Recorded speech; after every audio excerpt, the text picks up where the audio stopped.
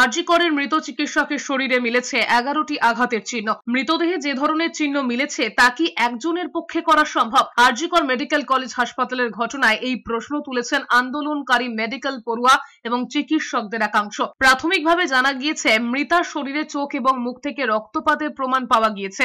আঘাতের চিহ্ন ছিল বাঁ পা, পেট, হাত, ঘাড় সহ আরো একাধিক জায়গায়। কলকাতার একটি মেডিকেল কলেজ হাসপাতালের ফরেনসিক মেডিসিনের এক চিকিৎসকের কথায়, অপরাধের ধরন এবং একাধিক আঘাতের চিহ্ন থেকে পরিষ্কার, তরুণীর ওপরে দীর্ঘ সময় ধরে নির্যাতন চালানো হয়েছিল। ফরেনসিক মেডিসিনের আর এক প্রবীণ চিকিৎসক জানিয়েছেন, ঘটনায় একজন জড়িত থাকলে শরীরের এতগুলি অংশে আঘাতের চিহ্ন মেলার কথা নয়। একাধিক আঘাত থাকতেই পারে, কিন্তু সেগুলি শরীরের 2-3টি অংশে থাকার কথা। এখানে মুখ থেকে শুরু করে পা সর্বত্রই একাধিক গভীর ক্ষত। শরীরের বিভিন্ন ক্ষত নিয়ে নানা সংশয় দেখা দিয়েছে। সাধারণ মানুষ কিন্তু তাদের অসুস্থ হয়ে পড়লে আগে চিকিৎসকের কাছেই দৌড়ে আসে।